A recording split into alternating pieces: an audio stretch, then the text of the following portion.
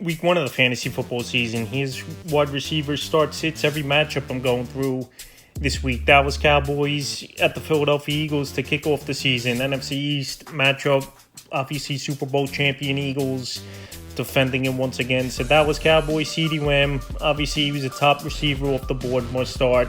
100 catches every season, over 1,000 yards every season. George Pickens a start for me as well. I think George Pickens, contract year, best quarterback he's played with, going to get one-on-one coverage with Lamb on the other side. And this week in a matchup where the Cowboys are going to be trailing early and often, I think Pickens could go out there, have a good game. A.J. Brown, he's a start each and every week. He was a second, third-round pick in fantasy drafts. He's had a great career versus the Dallas Cowboys. And this week he's a start. Devonta Smith, another guy who's gone out there, had some big games versus Dallas Cowboy defense. He's a must-start as well. And this offense, it's a high-powered offense. They're going to put up a lot of points. And this Cowboy defense, one of the worst units in the league, especially now where Parsons traded off to Green Bay, Kansas City Chiefs at the Chargers, another division matchup. Friday night ball game, Xavier Worthy a start. He's the number one wide receiver there now, with Rashee Rice suspended the first 6 games of the season for this Chief team. And Worthy, we know he's a smaller wide receiver. We know him and Mahomes didn't hit a lot on big plays, but now it's his second season. I think Worthy, it could be a breakout sophomore season for him. He knows the playbook more, has a year under his belt. Him and Mahomes are building up the rapport, and he's one of the fastest wide receivers to begin with in the league. So this week, even though the Chargers defense has been better over the last few seasons, he's a start. Hollywood Brown, banged up with an ankle injury. We don't know if he's going to play, but he hasn't been a fantasy option in a few seasons now, so he's a sit. Ladd McConkey a start. He was obviously a second-round pick in most fantasy drafts. Him and Herbert have great rapport. He could run the routes. He's got great hands. He can make defenses miss. And this week, even in a tougher matchup, he's a guy obviously you took in the second round. You're putting him in there. Keenan Allen, Quentin Johnson, Trey Harris all sits. Keenan Allen, I think, as the year goes on, could have fantasy value, but obviously he's got to get back into it with this Charger offense. I know he's signed in the beginning of training camp, which is a good thing, but we don't know what his role is going to be. And also, Ladd McConkey is a similar type of wide receiver like Keenan Allen. So I think as the year goes on, these guys are going to be a nice 1-2 tandem, but early on he's a sit. Quentin Johnson, he hasn't done much in his career, a lot of drop passes. He's banged up as well. And Trey Harris, he's the 4th wide receiver, it looks like, coming into the year, is the rookie, so he's a sit. Miami Dolphins at the Colts, Tyreek Hill will start. Last year was down year overall for this Miami team, but I think Tyreek Hill, he's going to get it going this season. And if he does good and this team struggles, there's a possibility he gets traded at the NFL trade deadline, is Tyreek Hill. But Hill, like I said, it's one bad year. I don't think in one season he's going to fall off totally as Tyreek Hill. And he was a guy that was going 3rd, 4th round range, which is a great, obviously, steal for fantasy owners, especially that part of the draft. So he's a start as long as Tua is healthy and this offense is going. I think Tyreek Hill could be great once again this season for fantasy owners. Jalen Waddle, he's a fringe option for me. Waddle, the last couple of years, his injuries and numbers have dropped off, and even came into camp out of shape a little bit as Jalen Waddle. So I know some people are bigger on Waddle than I am, but after the last couple of seasons and not doing much, it bets to me he's a fringe option. Josh Downs, fringe option. Quarterback's not great. Daniel Jones, he's going to be the starter for now for this Indianapolis Colts team. But like I said, it's just not a great back room over there with Joe Flacco. This offense was actually moving the football last season. So Downs, he's nothing more than a fringe guy. Michael Pittman last year didn't do much. The year before didn't do much. And Daniel Jones, yes, he's the starter, but he's not that good of a quarterback as well. We're in New York. He didn't really have a great number one target as well, putting up numbers. So Pittman, a sit for me as well.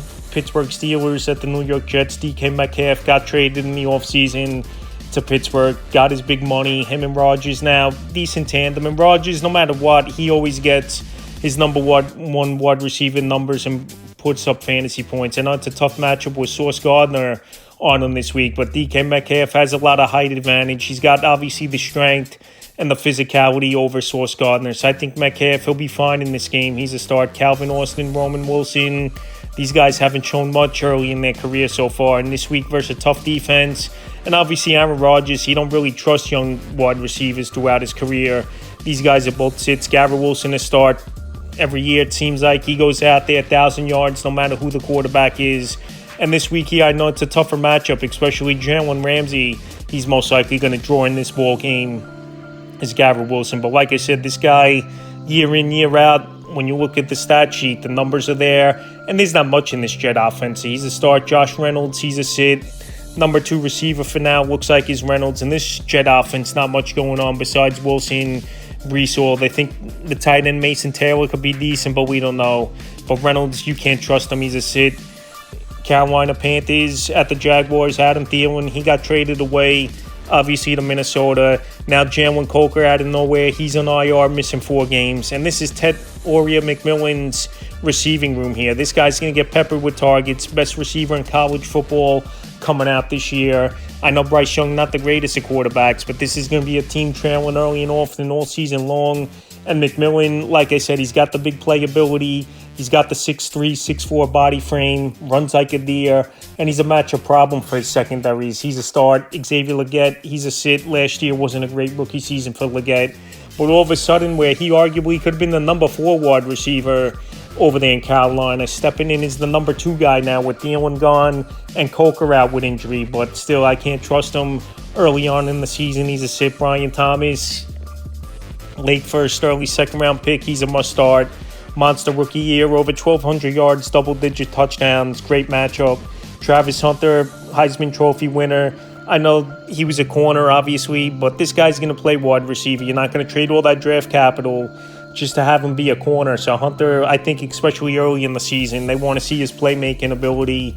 He's a start. Marvin Harrison and the Cardinals at New Orleans Saints. Marvin Harrison's a start. Last year, not a great rookie year, 62 catches, over 800 yards, 8 touchdowns. I think that can improve, obviously. And this week, it's a good matchup at New Orleans, where there's not much over there on this team anymore. Where over the last couple seasons, they've lost a lot of great players, and they just haven't been a good team. So Marvin Harrison, even though last season was a down rookie year, I think this year could be a good sophomore season. He's a start. Michael Wilson, a sit. He had a couple pop games here and there, but he's a guy that's been undrafted in pretty much every fantasy league. In your basic 10, 12-team formats, he's a sit. New Orleans Saints, Chris Olave, fringe option. This offense is going to be bad, in my opinion, this season for this New Orleans Saints team. And Chris Olave's had a lot of injuries as well. And with Spencer Rattler in there, quarterback, I don't think could be a consistent quarterback that could get Olave the football week in and week out. So this week, not a bad matchup, but like I said, he's a fringe option. Rashid Shaheed, he had a good first month of the season last year, and then he got banged up, out for the season. Now with a different quarterback in there, at least Derek Carr could get the ball to these guys. I don't know what Rattler's really going to do.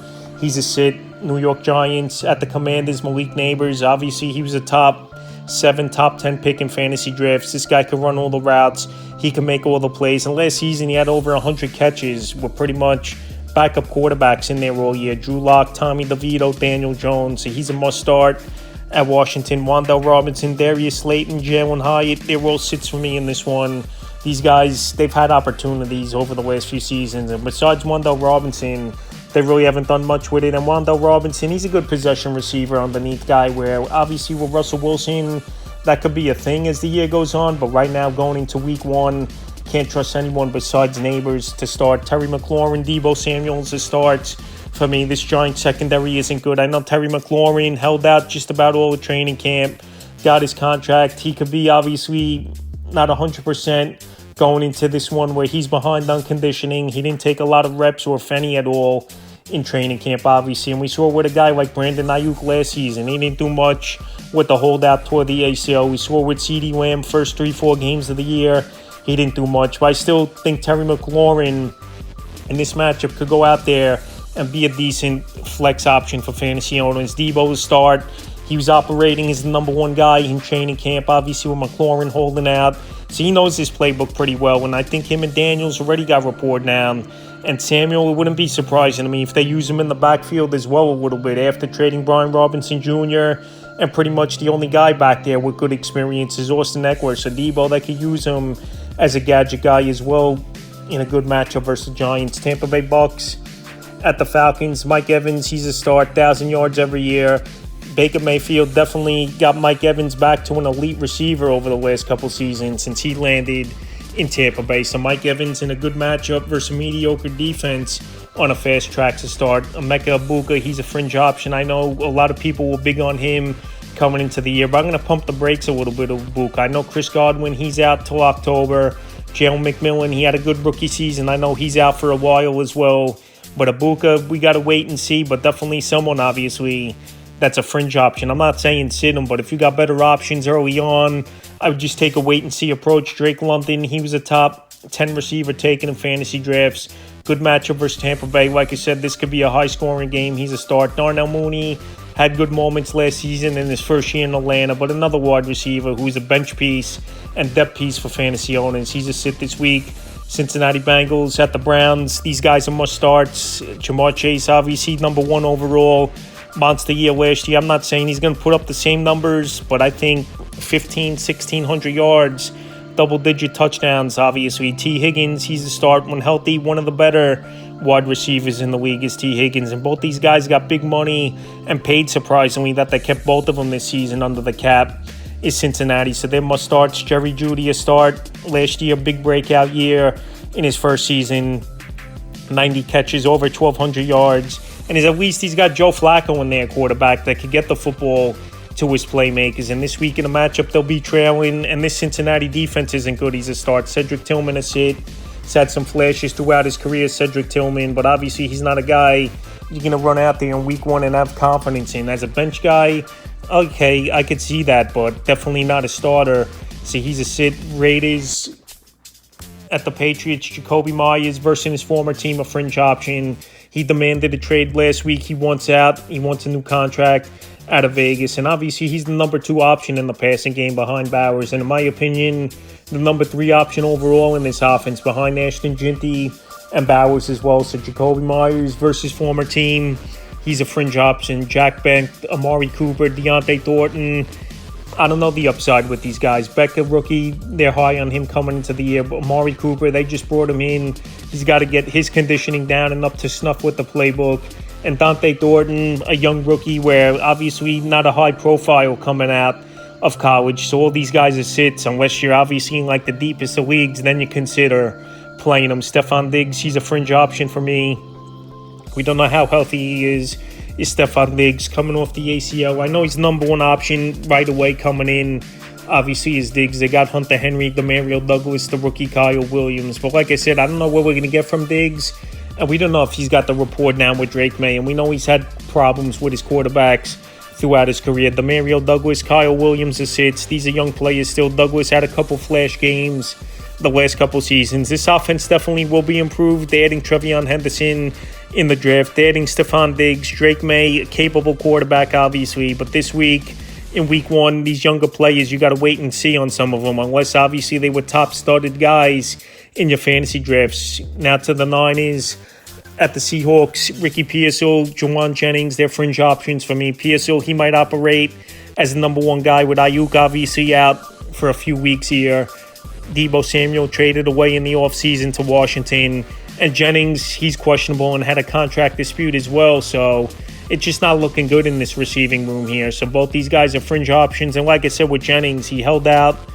He's banged up as well. But they're thinking he's going to play week 1 is Shanahan and the GM, John Lynch, for this Niner team. But I can't trust these guys. I know it's a decent matchup over there in San Francisco. Could be a high-scoring game, but they're fringe options to me. Jackson Smith-Njigba, he's going to work his way. A lot of volume and a lot of short routes, and even he's a deep ball threat. We saw last season over 100 catches, but now he's got to learn rapport with a new quarterback in Sam Darnold coming to town. Even though Darnold last season, he got Justin Jefferson and Jordan Addison numbers in fantasy football. So JSN to start, Cooper Kupp a fringe option, Cooper Kupp injuries, and he definitely lost his step if done him in over the last couple seasons, and that's why obviously Los Angeles moved on from him in the offseason. But I still think Kupp has something left in the tank, still great hands, still a great route runner, but this week here, he's a fringe option.